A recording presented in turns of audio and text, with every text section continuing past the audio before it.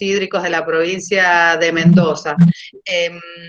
Entonces, bueno, para nosotros un poco siempre estamos tratando de acomodar las agendas porque la verdad que somos instituciones que nos gusta mucho compartir con la comunidad, tanto los estudios que la academia lleva adelante en materia del agua y nosotros como autoridad del agua provincial, la gestión que hacemos del agua. Entonces creo que es un complemento fundamental, ¿no? Academia, instituciones y gestión que se consolidan para hacer de nuestro recurso más vital, bueno, la principal foco de atención en su cuidado, en su preservación. Así que, bueno, nada, es una alegría poder dar inicio junto con todas las instituciones a estas series de charlas que nosotros tenemos incluidas como una actividad más dentro de todas las actividades que llevamos adelante por el mes del agua. Así que, bueno, muchas gracias por invitarnos también a participar. Bueno, desde ya muchas gracias, tanto Marcela como Gabriela, y realmente es un gusto trabajar con ellas. Decir siempre que la Red Integral para la Gestión del Agua convoca a estas instituciones a trabajar en conjunto. Siempre tenemos un sí y un entusiasmo del otro lado, entonces es brillante porque, bueno, de esa forma podemos hacer sinergia y tener este tipo de actividades, que hoy día iniciamos con un tema que obviamente nos parece muy interesante, que tiene que ver con los servicios ecosistémicos.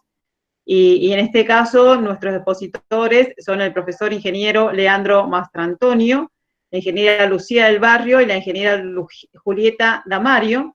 Al respecto, les comento que, bueno, en el caso de el ingeniero Leandro Mastrantonio, es ingeniero agrónomo, especialista en sistemas de información geográfico, es profesor asociado de la Cátedra de Geomática y director del Departamento de Ingeniería Agrícola de la Facultad de Ciencias Agrarias, de la Universidad Nacional de Cuyo, con experticia en análisis espacial, servicios ecosistémicos, agricultura regenerativa y suelos. La ingeniera Julieta Damario es ingeniera en recursos naturales renovables, egresada de la Facultad de Ciencias Agrarias de la Universidad Nacional de Cuyo, becaria de investigación para graduados de la Universidad Nacional de Cuyo en los años 2017 y 2018, en temáticas relacionadas con la cobertura y uso del suelo en la cuenca del Valle del Uco, consultora independiente en servicios ecosistémicos y educación ambiental, y actualmente es docente en la Cátedra de Geomática de la Facultad de Ciencias Agrarias y está cursando la diplomatura en Geomática aplicada al ambiente en el Instituto Woolwich de la CONAE. La ingeniera Lucía del Barrio es ingeniera agrónoma, desde el año 2018 es estudiante del doctorado de la Facultad de Ciencias Agrarias y Forestales, de la Universidad Nacional de La Plata. Desde el 2015 se desempeña como becaria profesional de formación en el equipo de socioeconomía de la Estación Experimental Mendoza del INTA. Trabaja en temáticas vinculadas a la evaluación y desarrollo de metodologías e instrumentos de ordenamiento territorial para la gestión multifuncional de áreas rurales, y su director es el licenciado Martín Pérez. Forma parte del equipo de servicios ecosistémicos y biodiversidad en viñedos, conformado por investigadores y becarios de la Estación Experimental de Junín, del INTA, y del Instituto Argentino de Investigaciones de Zonas Áridas y ADISA-CONICET. Bueno, para no dilatar más este encuentro, entonces vamos a dar inicio a la presentación de nuestros expositores el día de hoy.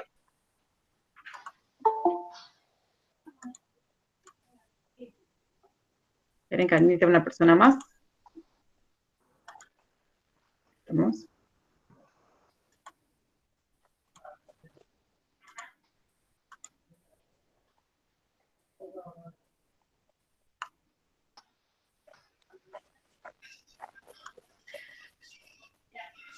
Bueno, estaríamos.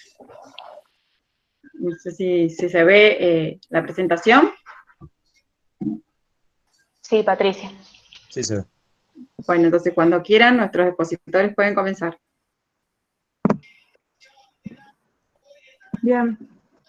Bueno, nosotros la invitación primera fue poder trabajar el enfoque de servicios ecosistémicos, mostrar las experiencias que veníamos realizando en torno al Oasis Centro y al Oasis Norte. El equipo de la facultad viene trabajando fuertemente en el Oasis Centro, y nosotros desde INTA hemos trabajado más en el Oasis Norte por ser también el área de incumbencia de nuestra institución. Sin embargo, los dos equipos trabajamos juntos en varias ocasiones y compartimos conocimientos y experiencias, por lo que decidimos poder hacer una presentación conjunta entre los tres. Así que bueno, a eso ahí entraremos. ¿Te vamos avisando para cambiar, Patricia, o podemos?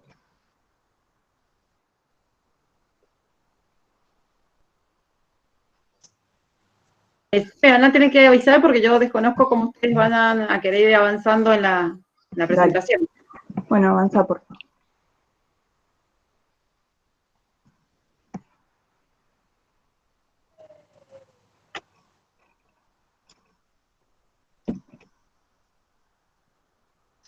Está silenciada.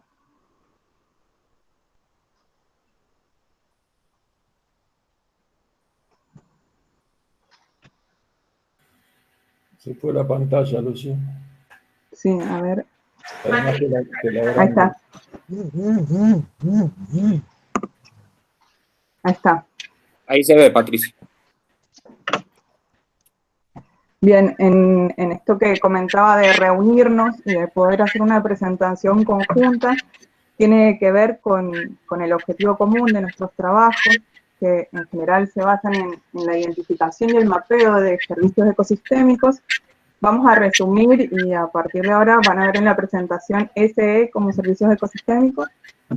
Nosotros trabajamos tanto en ecosistemas naturales como en agroecosistemas y siempre con un objetivo de entender los servicios ecosistémicos y poder cuantificarlos para la gestión territorial, ¿no? Como herramienta de gestión a diferentes escalas, que es lo que vamos a intentar mostrar en la presentación.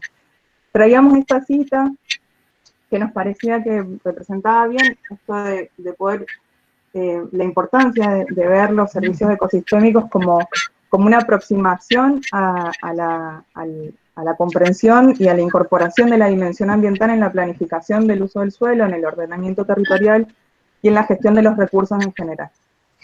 ¿Puedes pasar? Bueno, antes de pasar a las aplicaciones, decidimos que era bueno hacer como un breve repaso conceptual de este enfoque, y ahí en la diapositiva se pueden ver como una evolución del enfoque de servicios. Este concepto surge en la década de los 60 y los 70 con el movimiento ambientalista, y luego comienza a tener forma en 1997 con Daly, que los define como aquellas condiciones y procesos a través de los cuales los ecosistemas van a sostener y satisfacer la vida humana. Luego, Costanza et al., también en el 1997, ahí sobre una N es Costanza, aclaro por las dudas, van a definirlos como beneficios que las poblaciones obtienen a partir de las funciones ecosistémicas.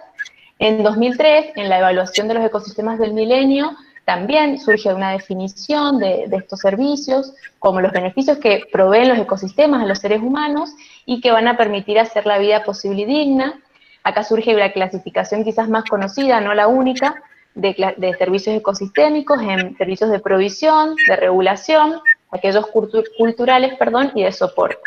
Luego Boyd y Banzhaf hablan de componentes de la naturaleza, disfrutados, consumidos o usados directamente para el bienestar humano, y Fisher y su equipo en 2009 los definen como los aspectos de los ecosistemas utilizados para producir bienestar humano. Como ven, hay muchas definiciones, hay más, y esto también conlleva que hayan distintos marcos, cada uno tiene sus diferencias, pero hay un elemento central en la definición de conceptos que es el bienestar humano. Entonces, esto es lo que muestra que este enfoque es totalmente antropocéntrico. La siguiente, por favor, Patricia. Bueno, y esta definición, que está estructurada por Balvanera et al. En un paper del 2011, que junta, digamos, o une distintas definiciones y que para nosotros era completa y queríamos mostrarla, define estos servicios como componentes y procesos de los ecosistemas que son consumidos, disfrutados y que, bueno, van a aumentar el bienestar humano, pero teniendo en cuenta la demanda de los beneficiarios Y acá es donde aparece la importancia de los actores dentro de la evaluación de estos servicios y también la dinámica de los ecosistemas. Si bien es un enfoque antropocéntrico, es importante mencionar que no se debe dejar de lado el mantenimiento de los ecosistemas, ¿no? Que los ecosistemas deben estar sanos, diversos y sostenerse en el tiempo para seguir ofreciendo estos beneficios. La siguiente. Bueno, acá vemos el modelo de cascada, que es uno de los tantos marcos conceptuales, y vemos este porque es la base del marco metodológico que hemos usado en las aplicaciones que vamos a mostrar más adelante. Y vemos que este modelo de cascada lo que hace, o sea, aparece para vincular los sistemas naturales con el bienestar humano de una manera, es un esquema, ¿no? De una manera simplificada, y donde se pueden ver los distintos elementos claves o componentes claves de este enfoque.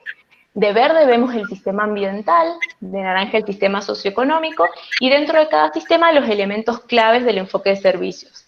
Por un ejemplo, en el ambiente vemos los servicios de soporte o intermedios, que incluyen la estructura, por ejemplo en este caso el hábitat de un bosque, la función que provee esa estructura, que en este caso, por ejemplo, una de las tantas, pero el ejemplo aparece de la ralentización del flujo de agua, el servicio final, o servicio propiamente dicho, que sería la protección frente a inundaciones, y luego, cuando pasamos al sistema socioeconómico, comenzamos a hablar de los beneficios que le trae a la población esa estructura que produce esa función y el servicio final. En este caso, van a contribuir al bienestar de la población a través de la salud y la seguridad. Y cuando la población lo valora, por ejemplo, uno de los métodos de valoración es la disposición a pagar o el pago por servicios ambientales, entonces ese servicio cobra valor. Y como se observa en la parte inferior del modelo, podemos ver que obviamente existen presiones, ¿sí?, sobre estos ecosistemas. Entonces ahí donde se tienen que implementar políticas para limitar estas presiones y, como dije anteriormente, poder lograr que los ecosistemas se mantengan en el tiempo. La siguiente, por favor. Bueno, como les adelanté recién, el marco metodológico utiliza el marco metodológico que nosotros hemos utilizado en nuestras aplicaciones, tiene como base ese marco conceptual de cascada. En este caso utilizamos el protocolo EcoServ, que es un protocolo colaborativo de evaluación y mapeo de servicios ecosistémicos para el ordenamiento territorial. En el mismo participan numerosas instituciones, tales como INTA, CONICET, la Universidad de Mar del Plata, Fundación Bariloche, entre otras, y sus principales integrantes del equipo son Pedro Laterra, María Paula Barral y Laura Nahuelhual. Este protocolo tiene varias ventajas, y por eso también lo hemos utilizado. La primera es que, bueno, cuando se crea como para servir de soporte a la toma de decisiones que tienen que ver con los cambios de uso del suelo, sobre todo en la pampa húmeda, además de ser colaborativo, como bien dice su nombre ahí en lo que vemos en la diapositiva, y lo que busca es fomentar esta colaboración y la integración interdisciplinaria.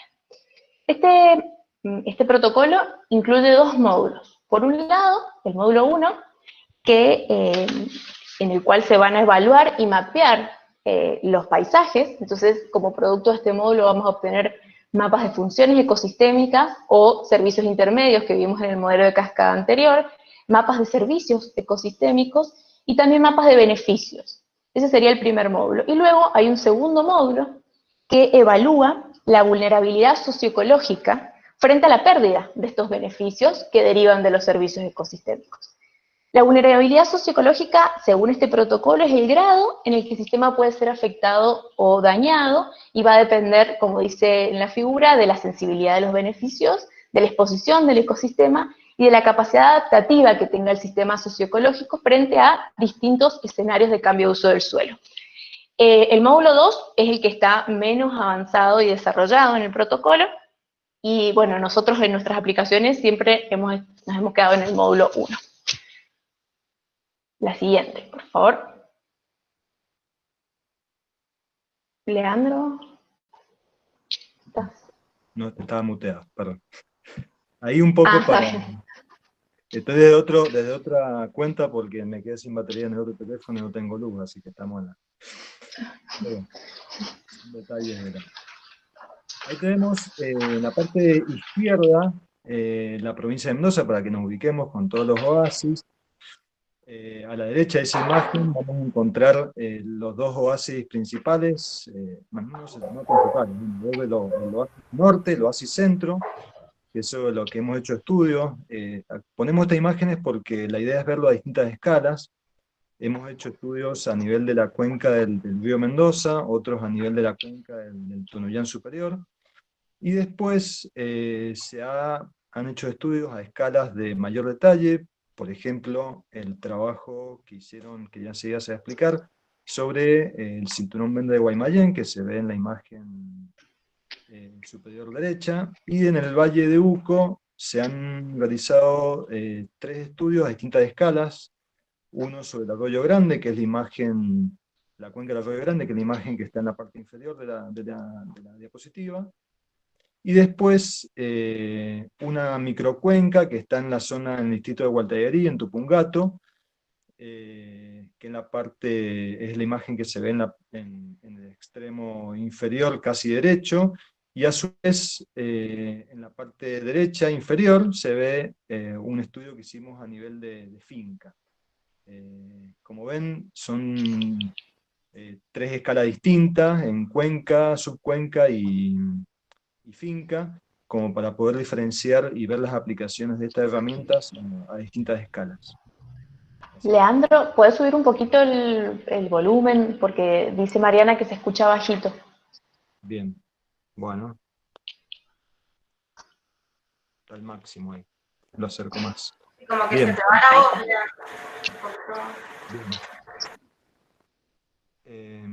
No sé si quedó algo pendiente, pero bueno. La idea de un poco de esta diapositiva es mostrar las distintas escalas de trabajo a nivel de cuenca, de subcuenca y de finca que se han aplicado. Estas herramientas. La siguiente. Bueno, en esta lo que vemos es un análisis de NDVI, del índice verde, que nosotros utilizamos sobre todo en una exploración, en un acercamiento a las transformaciones territoriales. Acá vemos 2 imágenes de la cuenca del río Mendoza, o el oasis norte, en 2 años, 1989 en la imagen de la izquierda, 2019 en la imagen de la derecha. Y en los círculos vemos 2 de los grandes procesos o transformaciones territoriales que son más importantes en el oasis, sobre todo en las áreas de estudio. En el sur de la cuenca también han habido varias transformaciones, pero en este caso voy a señalar estas 2. Por un lado, en el círculo inferior es el crecimiento de la ciudad. En verde vemos la vegetación o las áreas con mayor vigor, con mayor reflectancia, vegetación con más verdor, digamos, y por ende áreas irrigadas y cultivadas. Y en colores más rojizos vemos, por un lado, la ciudad, que acá lo podemos interpretar sobre todo por la localización en el círculo de abajo, y también áreas sin cultivar, áreas sin irrigar o con menores productividades. En el círculo de arriba van a ver en el 2019 cómo se enverdece, ¿no? Cómo crece la frontera agrícola, cómo se expanden los cultivos en esa zona. Entonces tenemos dentro de este título del oasis norte con las áreas irrigadas en amenaza, bueno, por un lado la gran presión del crecimiento de la ciudad y del área metropolitana, y por otro lado cómo se va corriendo de algún modo la producción agrícola hacia otras zonas. ¿Puedes pasar, Patricia? Bueno, en función de este análisis a nivel de distintas escalas, una de las aplicaciones que hicimos fue que es un trabajo de una tesis de una ingeniería en recursos naturales renovables, donde se evalúa espacialmente la función ecosistémica de protección de acuíferos por cobertura vegetal en la cuenca norte. Entonces, acá la problemática, como un poco explicó Lucía, es ese avance del área urbana sobre el área cultivada, con las posibles, digamos, contaminaciones puntuales por efluentes locales y las industrias, y también evaluar un poco el efecto que tendría esa contaminación difusa por uso de agroquímicos a nivel en la finca. Entonces el objetivo, bueno, es evaluar esta vulnerabilidad de esta función ecosistémica. Para eso usamos esa función, que es la protección de acuíferos por cobertura, que está definida como la diferencia entre el índice Drastic relativo, afectado por un coeficiente que es de protección de cobertura según el nivel de insumo que se utilice, el nivel de insumos más que nada agroquímicos. Bueno, ahí está el índice Drastic también, que es la combinación sumatoria de distintas variables relacionadas con la profundidad del acuífero, la recarga neta, la litología, textura de suelos, la textura de la zona no saturada, la pendiente y la conductividad hidráulica del acuífero, todas afectadas también por un coeficiente de ponderación. La siguiente, por favor. Bueno, esta función nos permite, bueno, ahí está, hay dos mapas, son los principales, que son el de índice Drastic ponderado. El índice Drastic es una medida de la vulnerabilidad de esos acuíferos, es una propiedad intrínseca del sistema natural, que nos define básicamente qué tan vulnerable es el acuífero, los acuíferos que se encuentran en la zona, frente a la acción de contaminantes. Entonces ahí vemos en el mapa que está en la parte superior izquierda, las zonas que en rojo son aquellas que son las que son de mayor vulnerabilidad, vendría a ser por la sumatoria justamente de todos estos factores que dije antes. Y el mapa de la derecha, de acuerdo a esa cobertura que tenga la zona, es el nivel de insumo que se utiliza. Acá se define que la zona agrícola, que es la que cubre mayor superficie, es la que tiene un nivel de insumos definido en 0,7 relacionado con el uso de agroquímicos. La zona no cultivada, en este caso la zona de monte, el nivel de insumos es mínimo, por lo tanto la protección que produce esa cobertura es máxima. La siguiente. En función de eso se calcula el índice, el índice de protección de acuíferos por cobertura, y se definen grandes zonas. Acá lo que nosotros vamos a ver con las zonas de color rojo o de valores menores del indicador, de la función, nos dice aquellas zonas que debido a la situación intrínseca del sistema, que es dada por el índice Drastic, o al nivel de insumos que se está utilizando, es aquella zona que ofrece menor protección a los acuíferos frente a la acción de contaminantes. En cambio, las zonas más verdosas, más con tonos verdes y de mayor valor de la función, son aquellas justamente que ofrecen una mayor protección al acuífero, ya sea por una cuestión intrínseca del sistema o por el uso que se está dando en la superficie de la Tierra. Bien, la siguiente. Bueno, otra experiencia fue un trabajo que hicimos en el marco de un convenio interinstitucional entre el INA, el INTA y el INCI y la Municipalidad de Guaymallén, en el marco de la elaboración del Plan de Ordenamiento Territorial del municipio. Convocan a este equipo para poder aportar y hacer algunos aportes para el área rural de su departamento. Y en el marco de esto nosotros trabajamos desde INTA se trabajaron diferentes herramientas para aportar a la zonificación, como a la zonificación para el ordenamiento territorial, y con Julieta nosotras elaboramos un índice que los vamos a presentar, pero en el que pudimos trabajar y poner en valor la necesidad de los aportes del área cultivada, ¿no? La municipalidad estaba pidiendo poder a partir de esta problemática que comentábamos, de avance urbano sobre tierras agrícolas, que en el departamento se da con mucha fuerza, viene teniendo mucha fuerza, sobre todo en los últimos años. En la imagen satelital que está en la pantalla se puede ver la línea, como casi hay una línea que separa el área agrícola más verde, ¿no? El área cultivada, sobre todo producción hortícola, de la ciudad, y cómo se va metiendo de alguna forma, cómo va creciendo la ciudad en algunos sectores de este área rural.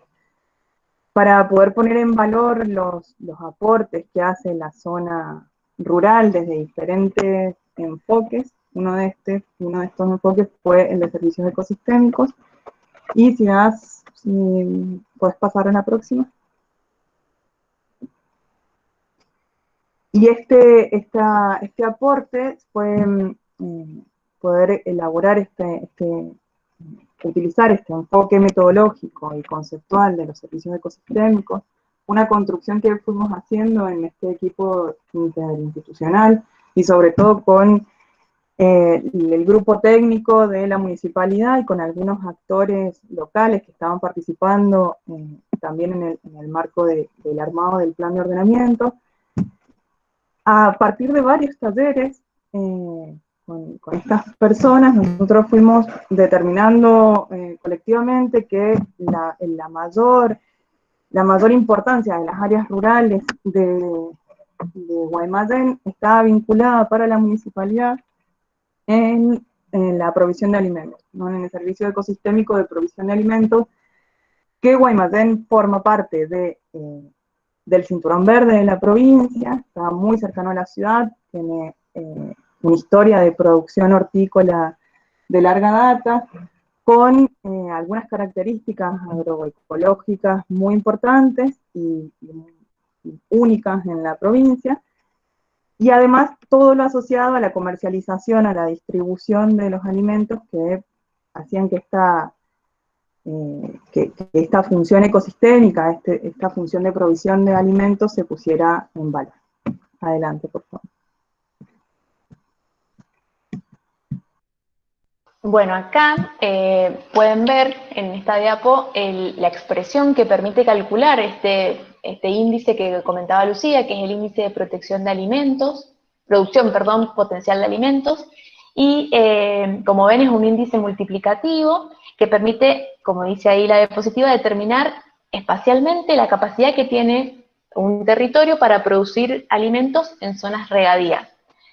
Es una adaptación del índice de productividad propuesto por Riquier y su equipo en el año 1970. Ese índice estaba pensado para zonas de secano, entonces nosotros lo que hicimos fue adaptarlo y seleccionar parámetros que fueran representativos de la zona de estudio, en este caso la zona rural del departamento de Guaymallén, y es por eso que esta expresión tiene o contempla tres dimensiones fundamentales: el suelo, con los indicadores capacidad de intercambio catiónico SIC, con el indicador materia orgánica del suelo y con el indicador aptitud agrícola del suelo. Luego, la dimensión agua para riego, cuyo factor o indicador es la disponibilidad de agua para riego, que es un factor que armamos nosotras y que enseguida vamos a contar bien cómo surge y cómo lo calculamos. Y una tercera dimensión, que es la freática, cuyo indicador fue la peligrosidad freática, que contempla, por un lado, la profundidad freática y por el otro lado, la calidad de la misma. La siguiente, por favor. Bueno, acá vemos brevemente la metodología. Como dijo Lucía, en un principio se llevaron a cabo talleres participativos, luego se tomaron datos a campo. Los datos de la dimensión suelo fueron provistos por el Laboratorio de Geomática y Agricultura de Precisión del INTA, que formaba parte del convenio, y los datos de la dimensión de agua fueron aportados por el INA, eran datos históricos y actuales, y también por el Departamento General de Irrigación. Una vez que obtuvimos esos datos de campo, los valores fueron normalizados en una escala de 0 a 1, en función de las condiciones locales, consultando expertos y también haciendo consultas bibliográficas. una vez que tuvimos estas tablas de normalización, los datos crudos, digamos, los datos de campo que ya estaban mapeados, fueron reclasificados con estos valores de normalización y se mapearon. Entonces lo que se ve a la derecha de la diapositiva son los 5 factores de la expresión anterior en una escala de verdes, donde el verde más oscuro corresponde a los valores más altos de cada factor, es decir, donde aquellas zonas donde ese factor ejerce una gran importancia en cuanto a la producción de alimentos, y en verde claro, aquellas zonas donde el factor es menor. La siguiente. Bueno, no sé, Lucía, si querés agregar algo más de la diapositiva anterior. No, solamente que la zona de estudio tiene un origen en paleocauces, un origen de palustre, de ser una zona con lagunas, lo que le da una característica de altos contenidos de materia orgánica, y la capacidad de intercambio catiónico fue otro de los indicadores que incorporamos vinculado a poder reflejar la fertilidad basal del suelo, junto con la aptitud, que fue otro de los indicadores que se utilizaron luego en la zonificación para el ordenamiento territorial. Puedes pasar, Patricia. Para la dimensión agua, este índice que generamos de disponibilidad de agua para riego contemplaba dos aspectos. Por un lado, la calidad, y por el otro lado, la disponibilidad. Esto lo fuimos armando en relación también a los datos que estaban disponibles, que se estaban tomando por el equipo de INA. En el mapa de arriba se pueden ver las diferentes disponibilidades, ¿no? Está en azul más oscuro, es la fuente de agua surgente, que el departamento tiene parte del área del acuífero confinado, que en esta zona tiene surgencia natural. Los colores más claritos, en realidad como el fondo de todo el departamento tiene muy buena disponibilidad de agua para riego, toda la zona no tiene ninguna limitante para hacer pozos de agua subterránea. Y el azul intermedio, ¿no? Son las diferentes fuentes de agua superficial, que son los derechos, esto lo digitalizamos a partir de los derechos de riego que nos habilitó el Departamento General de Irrigación. Y en el mapita de abajo, en el rojo, vemos las diferentes conductividades eléctricas que fueron, la salinidad del suelo del agua, fue la característica que tomamos para representar y para caracterizar la calidad del agua.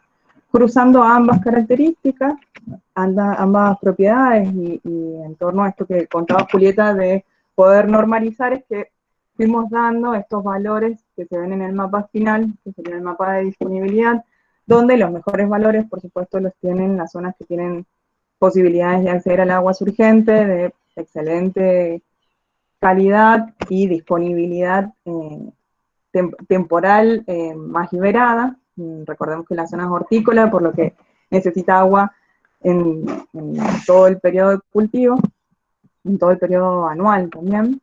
Y lo que fue bajando, digamos, el valor de este indicador fue la salinidad del agua, que en general hacia las partes más nortes, hacia las zonas más nortes del departamento, la salinidad se va acumulando y va a depender también, depende de los 3 canales que irrigan la zona: el Cacique Guaymallén en la parte más occidental del departamento, Chachingo y Pescara, y la zona del Pescara en la parte central, que tiene diferentes calidades.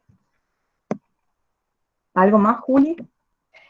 No, nada más aclarar que las calidades C5, C4, lo que ven en la leyenda del mapa inferior, tienen que ver con la clasificación de Weinstein, eso nomás. Bien. Adelante, por favor.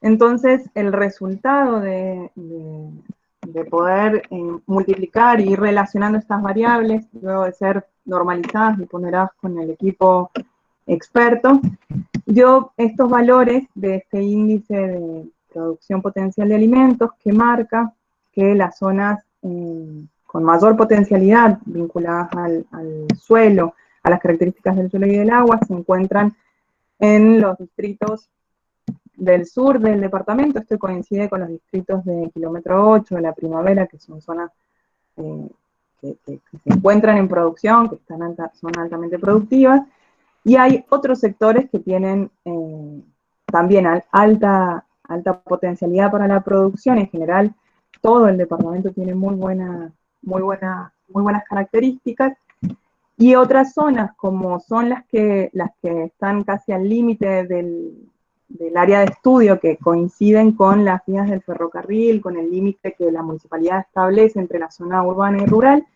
Ahí hay zonas que tienen alta potencialidad para la producción, muy buena calidad de suelo y de agua, pero ya tienen un uso del suelo que ha ido mutando hacia el uso urbano. Varias de estas zonas con alta potencialidad que se ven cerca del cacique Guaymallén, más cerca de la zona urbana, ya están urbanizadas o en proceso de. Juli, no sé si querés agregar algo más. No, nada más que, perdón, que este índice, como lo muestra la expresión que permite calcularlo, muestra las condiciones biofísicas, digamos, no es que limita la producción, no quiere decir que en la zona donde este índice haya dado valores bajos no se pueda producir, sino que las condiciones biofísicas en los lugares donde vemos el color verde más oscuro son las mejores o las óptimas para esta zona, para la producción de alimentos. En esta diapositiva queríamos mostrarles cómo este índice fue tomado para la zonificación, cómo forma parte de las unidades de integración territorial, que es la herramienta o el instrumento que propone la Ley Provincial de Ordenamiento Territorial, el Plan Provincial. Como pueden ver, esta no fue la única información que se consideró para armar estas unidades de integración, sino que fue un indicador más que permitía representar como la base, ¿no?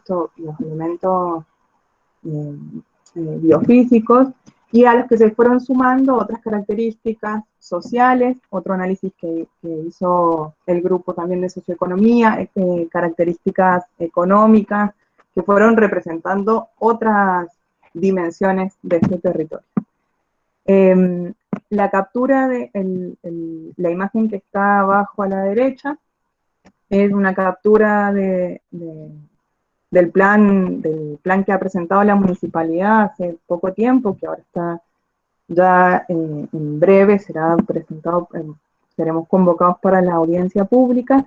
Las unidades que el municipio, que fuimos definiendo junto con el municipio, dividen al territorio rural de Guaymallén en estas 6 zonas que van teniendo diferentes, que necesitan o que tienen diferentes problemáticas territoriales y que tienen asociadas diferentes políticas de ordenamiento territorial.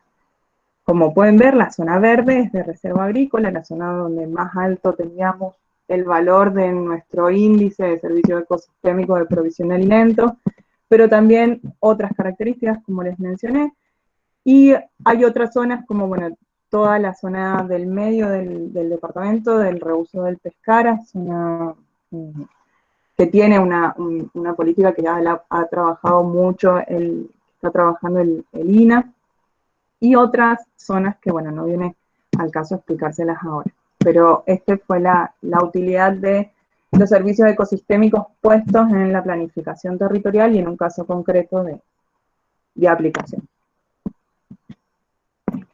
Adelante.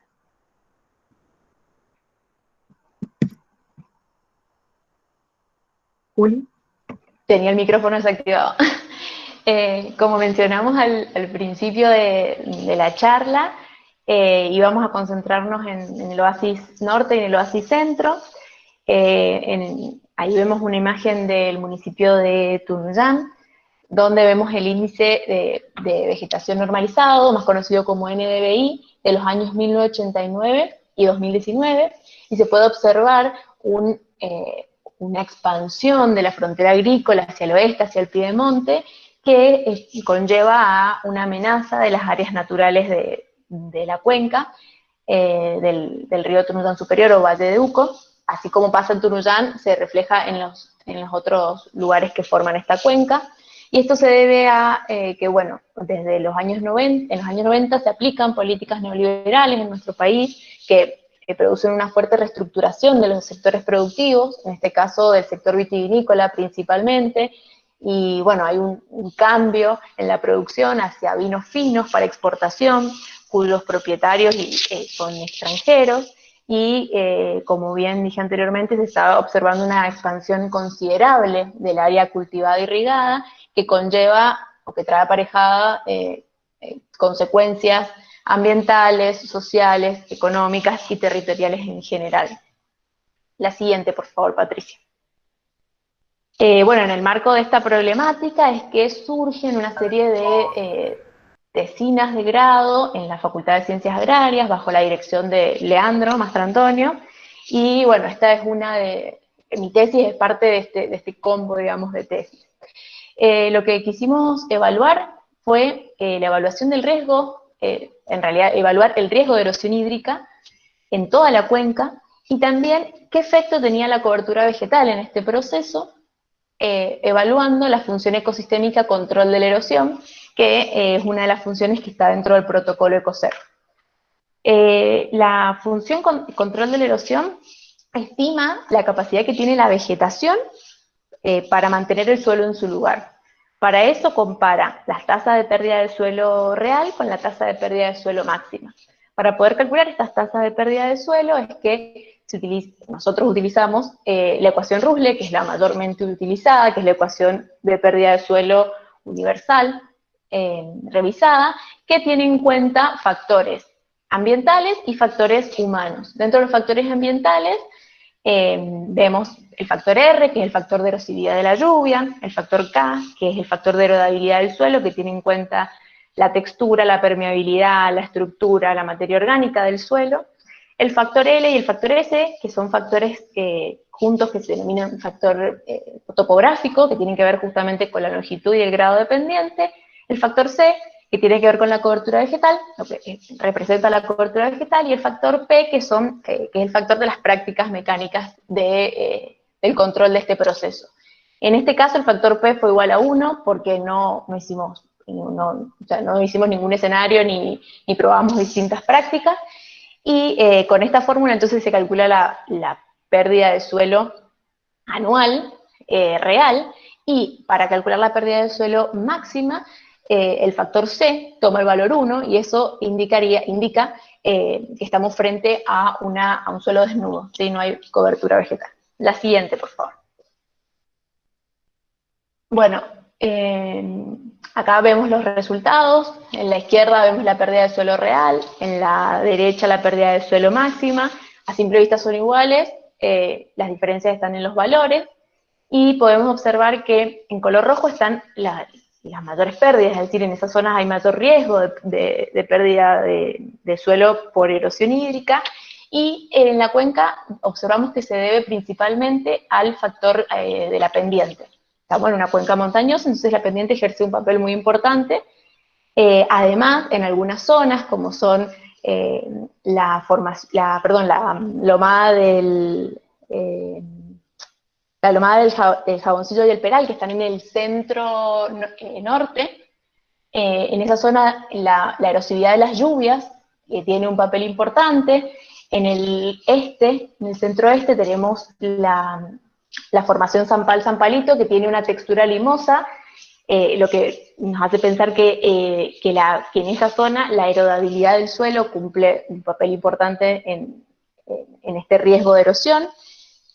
Y bueno, cuando se hace la operación algebraica entre estos dos mapas, sería la resta entre pérdida de suelo máxima y pérdida de suelo real, obtenemos lo que se conoce como la función ecosistémica control de la erosión, y el mapa es igual que o sea, vemos las mismas zonas de color rojo que nos indican que estamos hablando acá de cuenca, entonces es una visión general, una visión a gran escala, que muestra que muestra la problemática en ciertas zonas de la cuenca que quizás hay que ir a hacer un estudio más profundo en esas zonas y es allí donde se deben proponer las pautas de manejo y de mitigación o prevención de la erosión.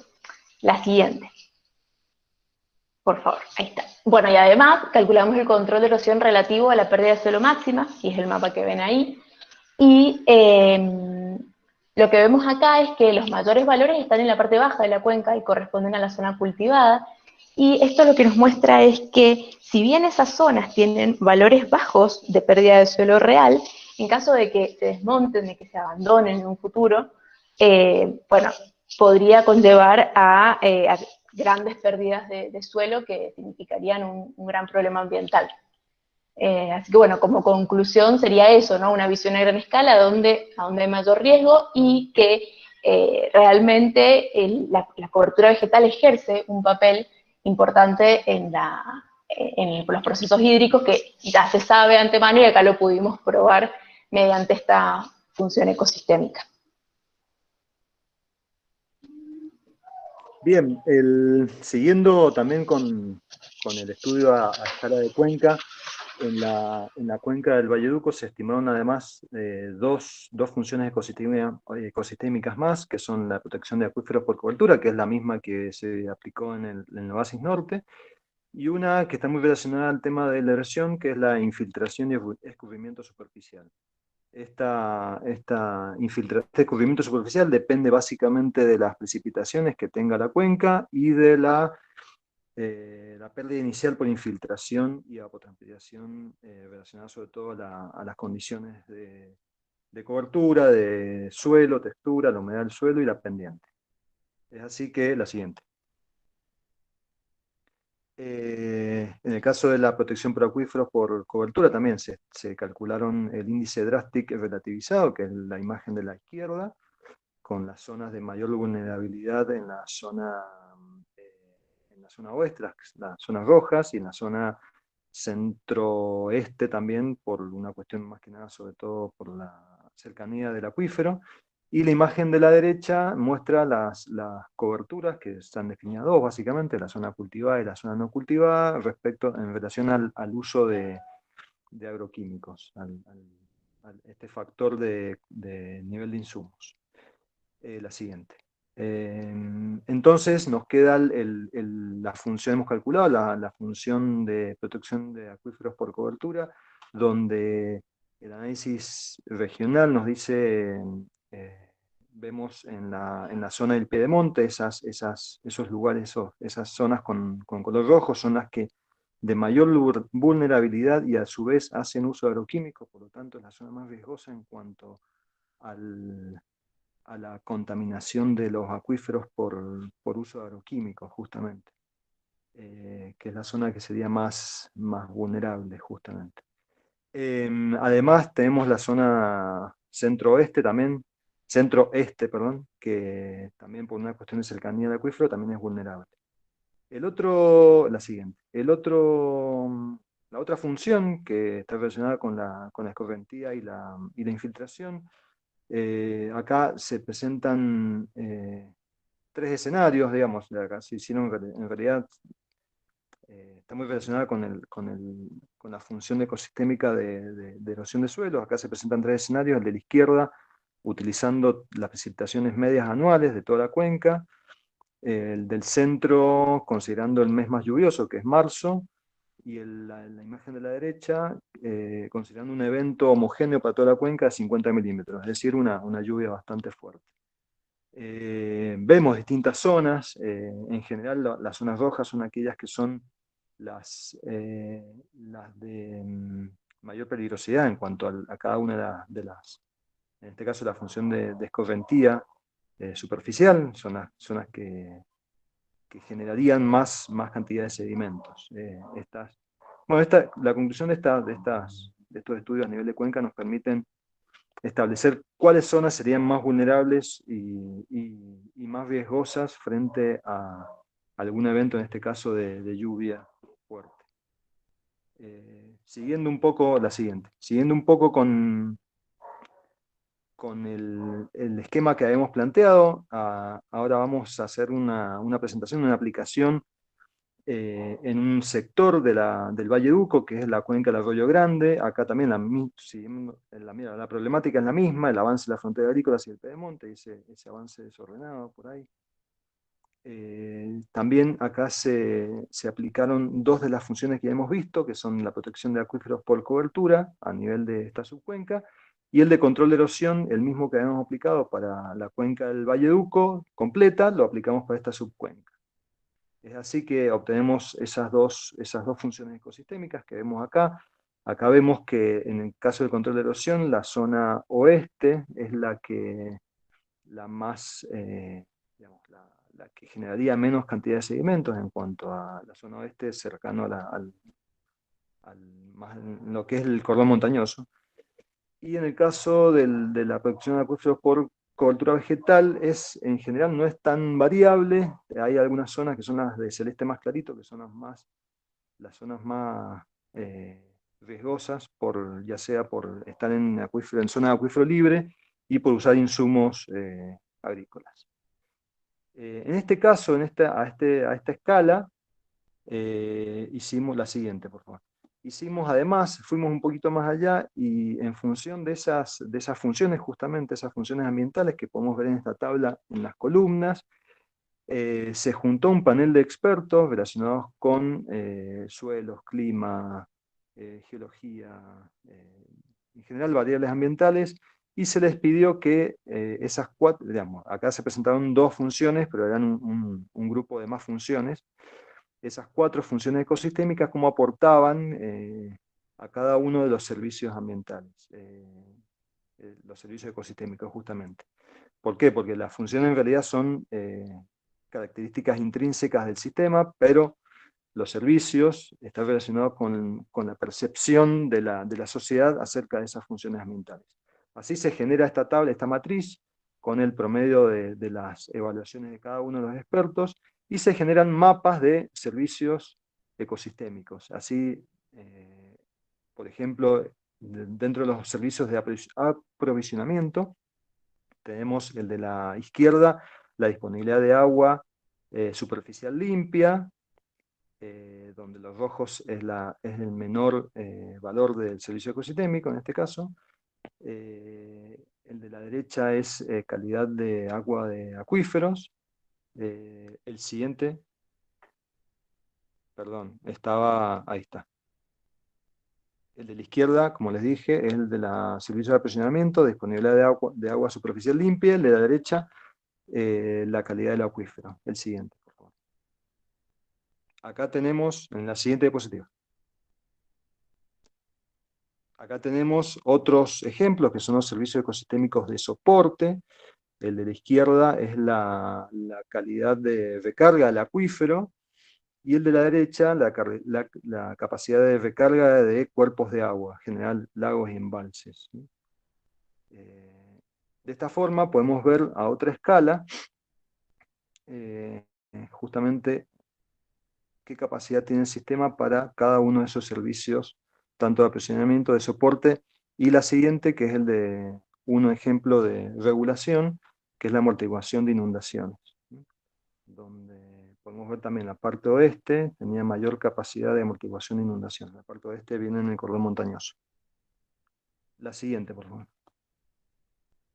Otro estudio a nivel de escala de cuenca es sobre un sector del distrito de Gualteguerí, en el departamento de Tupungato, también en el Valle Duco, con la misma problemática, y acá también se aplicó esta función de descubrimiento superficial y retención de acceso por precipitaciones, que es básicamente lo que infiltra en el suelo, es lo que nos cubre justamente, y es lo que nos interesa a nosotros desde el punto de vista ambiental, justamente, que haya la menor cantidad de escorrentía superficial. La siguiente. Así se plantearon varios escenarios a esta escala, donde tenemos en la parte superior izquierda un escenario de cobertura actual, donde las zonas naranjas son las fincas, las zonas Bordeaux son aquellas zonas sin cultivo, no cultivadas. Hay un escenario, el de la derecha, superior derecha, donde todo lo que se podría cultivar estaría cultivado, menos lo que es las lomadas del Jaboncillo, que son la parte central, por una cuestión de pendientes básicamente. La imagen inferior izquierda está relacionada con, perdón, la imagen superior derecha es en cultivo, pero de forma convencional, con diseños de cultivo convencional. La imagen inferior izquierda es considerando que todo se cultiva, pero las áreas verdes corresponden a un cultivo denominado Equiline, que es un cultivo que utiliza curvas a desnivel, con aumento en la infiltración del agua, bueno, una serie de herramientas. Y el escenario, el último, el de la imagen inferior derecha, es considerando la situación hipotética de que todo estuviera sin cultivo. Así vamos a la siguiente. Y ahí se obtienen los distintos valores de la función ecosistémica de retención de excesos de precipitación. En este caso se hicieron análisis para varios meses, diciembre, enero, febrero y marzo. Acá se presentan solamente los resultados del mes de marzo. Para cada uno de esos escenarios se pueden visualizar diferencias en las distintas zonas. Los valores más cercanos al azul generan mayor retención de agua, por lo tanto hay menos escorrentía, y los valores, las zonas con valores en rojo son las que generan mayor escorrentía. Ahí se ve claramente que mientras más, si hay un diseño de cultivo tradicional, es decir, no siguiendo digamos, en diseños rectangulares, en líneas paralelas y perpendiculares, ¿no? Aumenta la escorrentía. La siguiente, por favor. Bueno, ahí es un gráfico que explica un poco lo anterior. Acá se plantearon distintos, cada uno de los escenarios, A, B, C y D, los meses, los 1, 2, 3 y 4, y después se hicieron análisis por zona. Pero bueno, claramente se ve que cuando aumenta la superficie cultivada con un diseño de no protección de las curvas de nivel, aumenta la escorrentía. La siguiente, por favor. El siguiente estudio, que está complementado con el anterior, es el mismo, pero a nivel de finca. La finca, bueno, ahí no se ve en la imagen, bueno, en la siguiente imagen se puede ver. Esa finca que se ve ahí, siguiente diapositiva, por favor. Esa finca que se ve ahí es el extremo, es el punto más bajo de la cuenca del análisis del estudio anterior. Entonces, todo lo que escurre en la cuenca descarga en esta finca, básicamente. Es una finca en este sector, es una finca de como de 30 hectáreas, y ese pedacito donde se ha hecho análisis no está cultivado, que son alrededor de 2 hectáreas, y también se hizo un análisis de la escorrentía, de la función de retención de escorrentía superficial y de retención de exceso por precipitaciones, y también considerando varios escenarios. Un escenario actual donde tenemos que la imagen superior, donde no está cultivado, un escenario en la imagen inferior izquierda, considerando un análisis donde se ve hay islas de cultivo, respetando los cauces naturales, y en las islas, en el cultivo, se hace un diseño de keyline también. Y en la imagen inferior derecha es de un diseño con viticultura tradicional. Un diseño sin respetar los cauces naturales. Ahí lo que vemos en la siguiente diapositiva es un gráfico donde también se hizo un análisis para cada uno de los meses, considerando las precipitaciones medias de cada uno, las totales, perdón, no las medias, donde se ve que siempre en el caso del diseño tradicional de cultivo, hay un exceso de precipitaciones, sino que no son retenidos. Y se acentúa en el mes de marzo, que es el mes de mayor precipitación. El diseño de Keyline, en este caso, que es un diseño sustentable, se acerca bastante a la retención de precipitaciones, en el caso, se acerca bastante al escenario de monte nativo, sin cultivar. La siguiente, por favor. Bueno, aquí la idea es que hablemos los tres un poco. Se han presentado en forma rápida distintas aplicaciones de distintas funciones ecosistémicas a varias escalas. Cuenca, subcuenca, finca. están todas relacionadas con el problema del manejo de las coberturas y el uso del suelo, el cómo se manejan estas coberturas relacionadas generalmente a los cultivos, ¿no? Y el efecto que tienen este manejo en las distintas funciones. Esta visión a distintas escalas de alguna manera nos puede orientar a la toma de decisiones políticas que podrían regular justamente el cómo ocupar el terreno en cuanto a los cultivos. Hay determinadas zonas que hay que hacer diseños especiales de cultivo para que justamente no generen perjuicios aguas abajo tanto para las áreas urbanas como para las zonas que están cultivadas aguas abajo, ¿no? Esas decisiones, esos diseños, esos marcos regulatorios tendrían que ser también a distintas escalas, pensamos nosotros, a nivel dentro de la finca y a nivel de cuenca, considerando todos los municipios que incluyen una cuenca, para así hacer más sustentable el manejo del cultivo, en el marco de los servicios ecosistémicos. No sé, Lucía, Julieta, ¿algún aporte?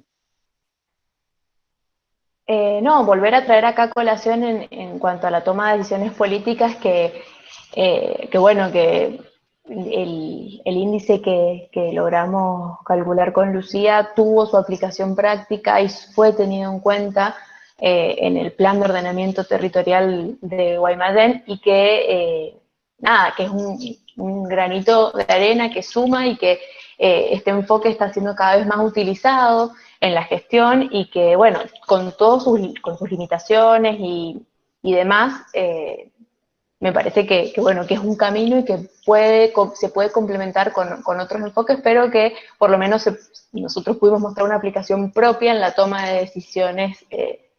No sé sí, son decisiones políticas, está en el plan. Después lo que se haga es otra cosa, pero por lo menos está plasmado en el plan, y por parte del municipio de Guaymallén existió el interés de poder incluir dentro de su evaluación previa, de su diagnóstico, en el plan de ordenamiento territorial, el enfoque de servicios.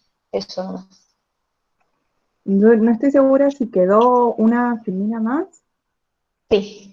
Sí, un poco también para cerrar, acá en esto nos hemos pasado un montón en el tiempo, pero acá se muestran las dificultades de organizarnos vía virtual. Pido disculpas por eso. Un poco también para cerrar, y en el marco de pensar la gestión sostenible de los distintos recursos, no solamente el agua, sino que también en nuestra provincia el agua y el riego habilitan también que el recurso suelo y el recurso suelo en producción y productivo también se enmarque como un recurso que está en riesgo. Bueno, queríamos mostrar que hay conocimiento científico desarrollado. Nosotros hemos mostrado algunos casos que bueno, habían varias, entre los participantes habían también varias de las participantes y de las personas que han ido colaborando y participando en los diferentes productos que hemos mostrado. Hay disponibilidad de conocimiento. Lo que nosotros entendemos que nos estaría faltando mejorar es cómo hacemos este vínculo entre lo científico o la producción de información y la comunicación que lleve a la toma de decisiones, ¿no? ¿Cómo mejoramos la comunicación? Es una pregunta que nos hacemos en el presente y siempre intentamos mantener en nuestra práctica académica. Y como lecciones de lo que ha trabajado, la interdisciplina y la interinstitucionalidad son muy enriquecedoras. Esto que comentábamos del convenio que hicimos en el marco del plan de ordenamiento del municipio de Guaymallén, que fue un equipo técnico que fue coordinado por el licenciado Martín Pérez. Ese trabajo fue muy interesante, muy enriquecedor, y entendemos que también lograr que hoy esté plasmado en el plan tuvo que ver con la co-construcción de conocimiento. Y como líneas de acción que marcamos como urgentes, no sé si quieren comentar algo ustedes, Leandro, Juli, o sigo. Seguí. Lean, ¿no? Sí, por ahí un poco, insistir un poco en este tema de la conexión que debe haber entre el ámbito científico, que genera conocimiento en general, y la comunicación que hacemos nosotros de estos resultados para que los tomadores de decisiones también tengan herramientas para tomar decisiones. Muchas veces es una autocrítica también. Nosotros nos quedamos en decir, bueno, ya hicimos el trabajo, que ahora los tomadores de decisiones es responsabilidad de ellos. Y muchas veces justamente lo que falta es poder comunicar estos resultados en un ámbito que no sea el académico-científico, sino ir al terreno y reunirse justamente con estos decisores para poder hacerles llegar esta información. Es un poco... Seguro, y gracias a la Red Integral para la Gestión del Agua por la invitación. Estos son espacios en los que podemos hacer este intercambio. Las otras cosas que dice la Filmina tienen que ver solamente con conclusiones de todos los productos que mostramos, algunas líneas de acción en nuestra provincia que nos parecían importantes, como el manejo de efluentes, los modelos agrícolas con menor uso de insumos, la conservación de la vegetación, pero salen de los resultados que hemos mostrado, y poder ir trabajando en esto de la multiescalaridad y del análisis multiescalar y multifuncional de nuestros territorios y del uso de nuestros recursos. Era eso.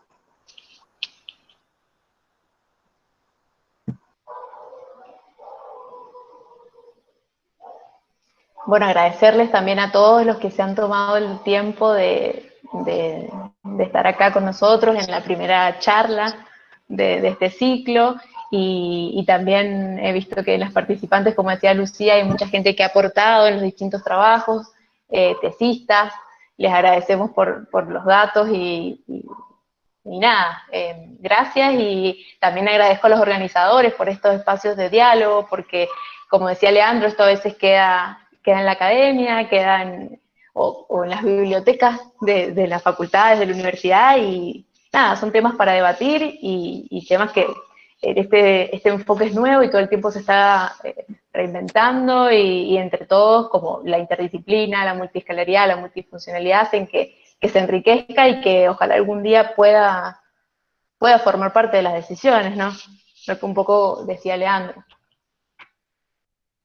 Bueno, la verdad que les agradezco, muy interesante el trabajo que han hecho, y bueno, la idea de la red siempre ha sido generar estos espacios donde se dé a conocer lo que se está trabajando y podamos dialogar y tener intercambio de experiencias y de conocimientos, así que siempre ha sido ese el espíritu de la red, y bueno, y por eso, bueno, varias de las instituciones que tienen hoy día el rol de gestores también, no solamente desde la academia, les toca ser parte de esta red, y bueno, esta es la idea, que se conozca el trabajo de la academia y se acerque a quienes toman las decisiones en materia de agua, y sobre todo para una provincia como la nuestra, que es tan importante. Así que les agradecemos desde ya la gentileza de poder estar hoy día y presentar su trabajo y mostrarnos lo que vienen haciendo, porque más allá del trabajo que nos han mostrado, es todo un equipo que viene trabajando en esto hace mucho tiempo, entonces es bueno conocer también los equipos y los trabajos que se realizan. Así que desde ya, muchísimas gracias por participar. La verdad que, bueno, nos quedó corto el tiempo, nos quedó como bastante para trabajar todavía, pero en honor a lo que habíamos prometido de no extendernos mucho, les vamos a sugerir a quienes tengan intención de hacer alguna pregunta o demás, que nos la hagan llegar. Ustedes ya tienen nuestro correo, y nosotros se las haremos a los expositores el día de hoy para que puedan llegar una respuesta a sus inquietudes. Y bueno, agradecerles a todos la presencia y que hayan podido estar con nosotros hoy día. Esta es una actividad que va a continuar. La semana que viene seguimos con otra tarea más, que los invito obviamente a estar presentes. Y vamos a tener ahí, desde la mano del Departamento General de Irrigación y la Maestría en Gestión Integral de Recursos Hídricos, cuál es el impacto que la formación está teniendo obviamente sobre la gestión, esto que decimos de que, bueno, de alguna manera se tiene que acercar la gestión es decir, la formación a la gestión y trabajar en conjunto. Bueno, vamos a ver trabajos que se vienen realizando de esta manera. Los invitamos, la semana que viene es como el día crucial, como decimos nosotros, porque justamente estamos ya en el Día Provincial del Agua. Bueno, los invitamos al día jueves al mismo horario, y el día viernes vamos a tener un homenaje a una persona que dio mucho por el tema del agua, que trabajó y estuvo muchísimo involucrada en temáticas vinculadas al agua y que, bueno, ya no nos acompaña, que es a la magíster licenciada Mirta Marré, que el día 20, a partir de las 11, tendremos un homenaje a quien, como siempre decimos, todos aquellos que hacen algo por el agua y que obviamente se han dedicado su vida a esta tarea, es importante destinarle un homenaje. Así que los invitamos también para el día 20. Desde ya, bueno, muchas gracias a todos y nos veremos la semana que viene.